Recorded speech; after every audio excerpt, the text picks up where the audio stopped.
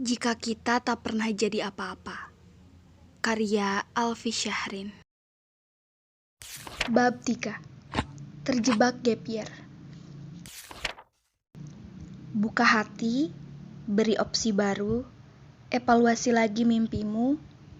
Apakah itu yang benar-benar kamu inginkan? Atau ada gengsi yang menyelinap diam-diam? Ada yang salah dari gap year. Bukan gap year yang salah. Ada seseorang yang salah dalam masa penantian ini. Aku tak perlu sebut nama, seseorang ini begitu dekat dengan kita. Dia mengambil gap year karena ditolak di sebuah universitas negeri idamannya. Dia tak mau memberi kesempatan pada universitas lain. Tidak sama sekali. Hanya universitas negeri itu. Hanya jurusan itu. Sudah cukup. Bukankah tak ada yang salah dari bermimpi? Selama gap year ini, dia menghabiskan waktu belajar lebih giat. Untuk satu jurusan itu. Hanya jurusan itu. Di satu universitas negeri, tak ada pilihan lain.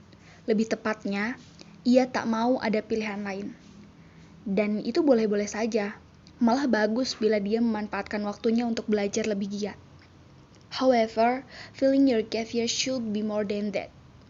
Ini bukan cuma soal belajar lebih giat, tetapi ini juga momen untuk merefleksikan kembali pilihanmu dan menemukan sesuatu baru dalam hidupmu. Maksudku, kita semua pernah mendengar cerita bagaimana Nokia bersikukuh dengan produknya yang itu-itu saja, lalu tenggelam dalam kekalahan. Mereka lupa merefleksikan kembali keputusan-keputusan mereka sampai lupa untuk berinovasi dengan tepat. Hingga pada beberapa masa kemudian, nama mereka sisa kenangan. Hal yang sama terjadi oleh BlackBerry, tergantikan oleh iPhone dan ponsel-ponsel Android yang senantiasa berinovasi. Jadi, ini saatnya untuk berpikir lebih dalam, mempertanyakan kembali pilihan-pilihanmu. Coba, jujurlah. Apakah ini jurusan yang benar-benar kamu inginkan?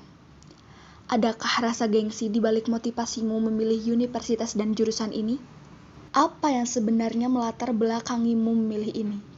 Apakah kamu membalut rasa gengsi di balik kata-kata indah seperti, "Ini mimpiku, aku ingin menolong orang-orang"? Apakah itu benar-benar tulus? Atau ada gengsi yang menyelinap diam-diam? Sudahkah kamu melihat daftar mata kuliah yang akan kamu hadapi? Apakah itu membuatmu tertarik? Mengapa kamu tidak memberikan opsi kedua, sebuah cadangan untuk masa depanmu sendiri?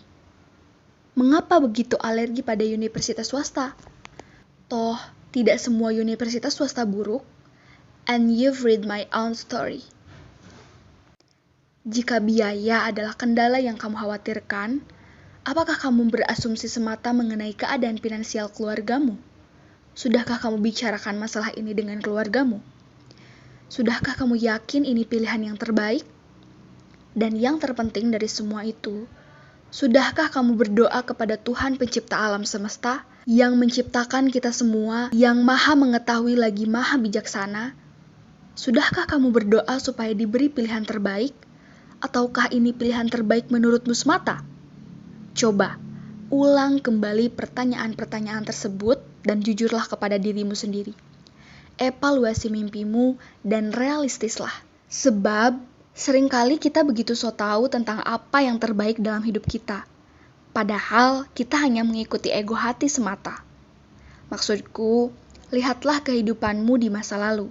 Sudah berapa banyak keputusan yang kamu pikir itu akan jadi pilihan terbaik, tetapi malah menjadi bumerang yang menyakitimu dan membuatmu menyesal. Sudah berapa kali? 27 tahun menjalani hidup mengajarkanku bahwa kita tak bisa menghendaki hidup sesuai kehendak kita. 27 tahun menjalani hidup mengajarkanku bahwa kita tak benar-benar tahu mana yang terbaik untuk hidup kita. 27 tahun menjalani hidup mengajarkanku bahwa menerima takdir adalah hal yang paling melegakan. Berusaha memaknai bahwa Allah Maha Mengetahui lagi Maha Bijaksana. Mengapa harus khawatir? Tidaklah Allah memberi suatu ujian melainkan dengan hikmah. Mengapa terus meragu seakan satu kegagalan berarti kiamat? 27 tahun menjalani hidup mengajarkanku bahwa semua hikmah dari kegagalan-kegagalan yang pernah kulalui, tidaklah kudapati hikmahnya saat itu juga. Butuh bertahun-tahun, sampai kemudian di masa depan, aku menoleh ke masa lalu, melihat kilas balik hidupku dan bergumam, "Oh, ternyata ini hikmahnya ya." Dan sungguh, itu lebih melegakan hati. Karena sebenarnya, punya kuasa apa sih kita di muka bumi ini? Namun, ini bukan berarti kita hanya duduk diam, tak melakukan pergerakan dan menatap pasrah pada kegagalan. Tidak begitu. Itulah mengapa aku memintamu untuk mengevaluasi mimpimu lagi. Memberikan opsi-opsi baru, membuka hati. Memang tak akan mudah, ini bukan proses yang mudah, ini bukan masa yang mudah.